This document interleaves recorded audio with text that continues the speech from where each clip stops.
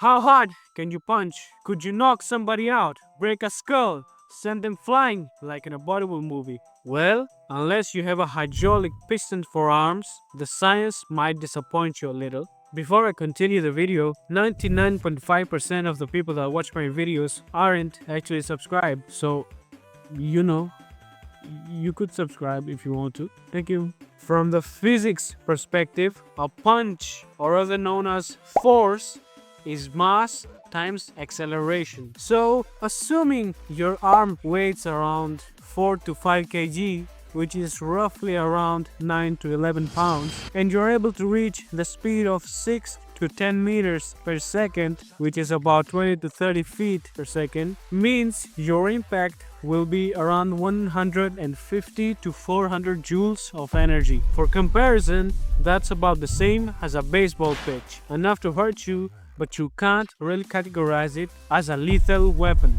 However, most punches don't transfer all their energy perfectly. Some of the energy gets absorbed by your own joints, especially if the technique isn't right, thus being the reason why bad punches hurt you. You might have to work on your technique. Another point is that a lot of energy gets absorbed by the target's flexibility and movement. A fat guy, for example, would absorb a punch way easier than someone who isn't. Also, moving reflects the energy as well. That's why some boxers use this technique when a punch isn't dodgeable. They move to the opposite direction of the punch and tilt the head to the same direction as the punch, which is also something your body responds to automatically, unlocking Ultra Instinct. All this being the reason why power isn't always the factor to a good punch, but precision, timing, and where you hit play a massive role. Talking about pro fighters, they generate up to 5,000 newtons of force. That's like dropping 100 kilograms of weight on your face from a shoulder's height. Painful?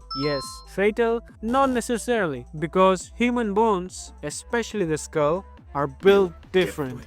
Your skull can withstand around 6,000 newtons of force before fracturing. So unless you're getting punched by Francis Ngannou, you should be okay. For example, even if a microwave fell on your head, it might hurt like hell, but it won't necessarily kill you. Why? Because force is only one part of the equation. Impulse matters. The time over which force is applied matters. If the impact spreads over a fraction of a second, your skull and soft tissue absorb the shock. That's why people survive falling objects and car accidents. So, how hard can you punch? Well, hard enough to bruise someone's ego, maybe even knock them out. But if you think you're one punch away from manslaughter charges, physics disagrees. Don't forget to like the video and subscribe for more explanations and breakdowns like these.